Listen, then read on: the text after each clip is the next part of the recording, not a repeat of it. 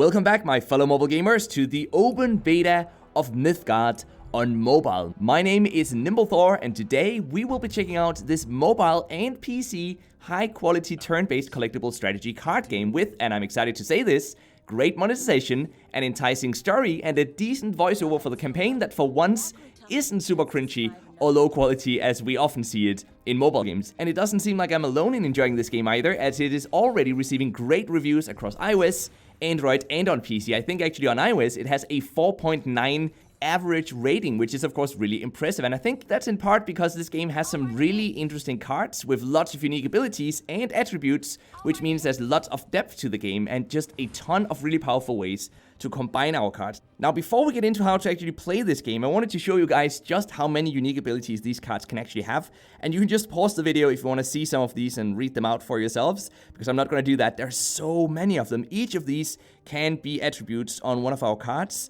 and that, as you can imagine, is what's adding a lot of depth to this game. For now, though, let's just continue with the normal campaign mission that we're playing right now, even though there are actually a ton of different game modes in this game, and I'll go show you guys those after this match is over. But first, though, let's talk a bit about the actual gameplay. So whenever we start a round, we have to, or well, we actually don't have to, but we should really burn a card to increase the amount of mana and the amount of gems we have available at the start of all future turns. So I'm gonna do that right now. So which card from our hand do we want to burn? I say we take this one because we have two of this card already in our hand, so it should be relatively safe to burn it, and especially because when we burn a card, it doesn't get completely destroyed. It just means that it gets shuffled into a random location in our deck, and each card can only be burned once, so the next time we get that card, we'll just know that we have to use it instead. So now that we've burned a card, what we can also do on our turn is we can play a card. So let's have a look at the few ones we have here. We can play the Greasy Monkey, which is the one we already have deployed over here as well on the left side.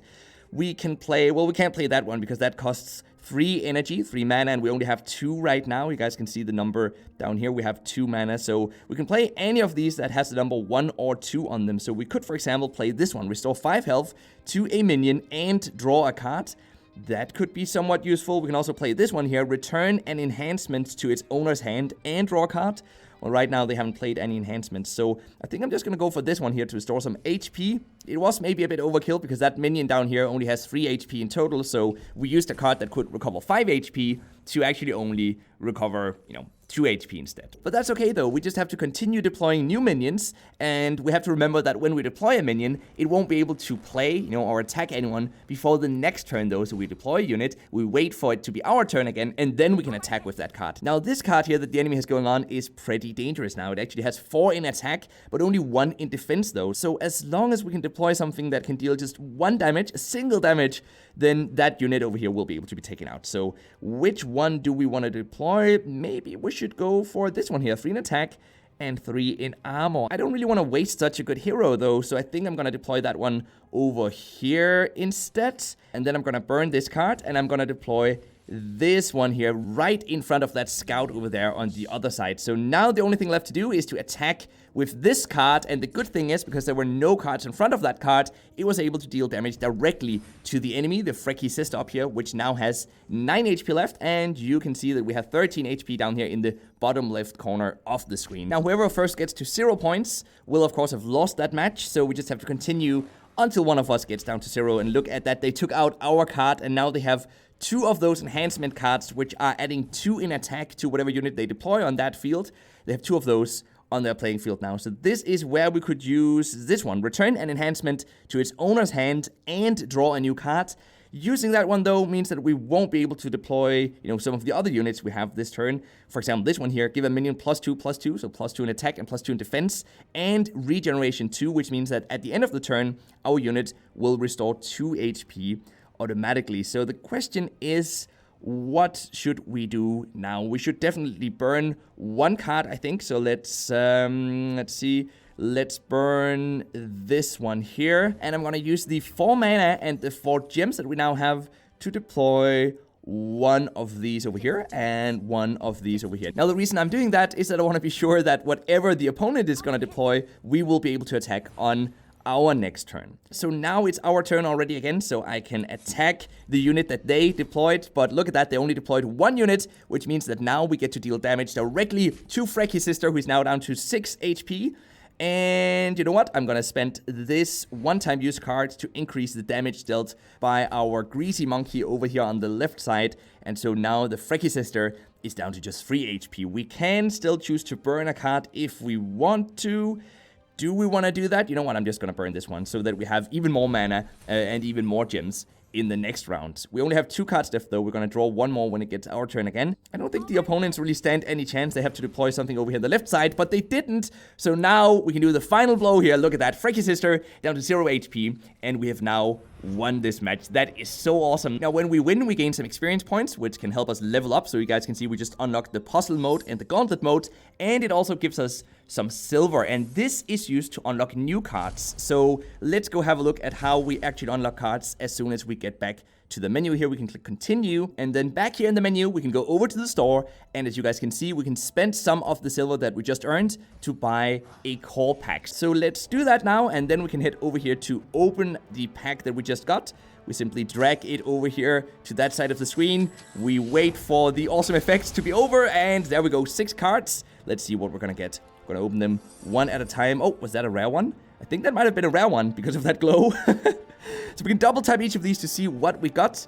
We got Sovereign Architect. Create a 2/2 imp with Agile. What does Agile do? Agile means that it can attack any of the 3 opposing lanes, ignoring attack and blocking restrictions. That's cool. So we got a bunch of new cards that we can now add to our deck if we want to. Now, the really awesome thing about this monetization system is that even though, yes, I mean, the in-app purchases go up to $100 and we can buy Mithril for that, which is this game's premium currency, and with that Mithril, we can buy more core packs directly through in-app purchases. But the cool thing is that the chances of getting cards from the premium currency card pack is exactly the same as the free-to-play card pack. And that's very rare in mobile collectible card games. Typically, there'll be some sort of chest, some sort of card pack that you can buy for real-life money that has a higher chance of giving you a legendary or an epic unit or something like that. But we don't have that in this game, and that's why I said in the beginning of this video that the monetization system found in this game is just freaking amazing. These are all of the cards that we've got right now. As with any collectible card game, of course, we can head over here to the decks section of the game,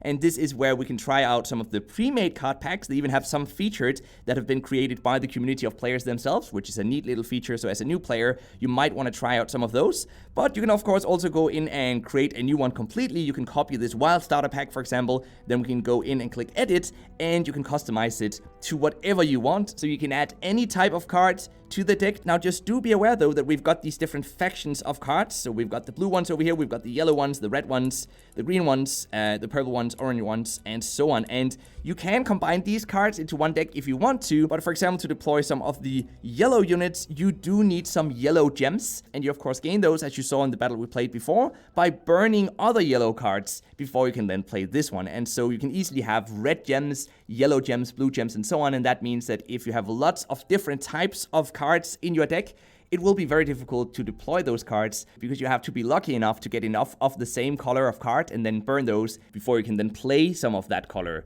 of cards. So just be aware of that. So now that we've bought a new card pack, we've unlocked it, and we've had the opportunity to edit our deck if we wanted to, we would go into another mission of sorts. And as you guys can see, I promised this in the beginning of the video, there are lots of different game modes. We've got Gauntlet, which is PvE draft. We've got a Brawl, which is a PvE constructed. We've got Story, we've got Puzzle, Casual PvP, Ranked PvP. There's even gonna be something called Melee 2 vs 2 constructed, which unlocks at level 4, and also Arena PvP draft. I think I'm gonna head into an AI PvE battle for now because I don't think I'm quite ready for PvP yet in this game. There's still so much to learn, and I still have to learn how to combine our cards in the most powerful way during combat. Now, it does seem to me that Mythgard could easily grow to become one of the most popular and highest quality strategy collectible card games on mobile, and especially because of the interesting cards and the tremendous depth to the gameplay and card combinations. So do let me know what you think about the game yourself in the comment section down below, and if you want to check it out, remember that the download links can be found in the description box down below this video,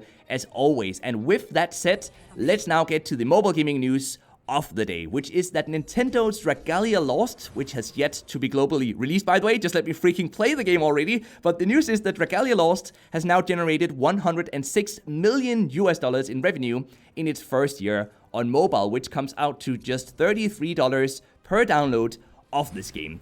And this actually makes Dragalia Lost the third best earning game for Nintendo on mobile, of course, and it could probably easily get to the second spot if it wanted to release in Europe, which it hasn't yet, which is why I haven't played it yet either. That was it for now though, so I hope that you enjoyed the video, and until next time, just keep gaming, stay awesome, and I'll see you guys around.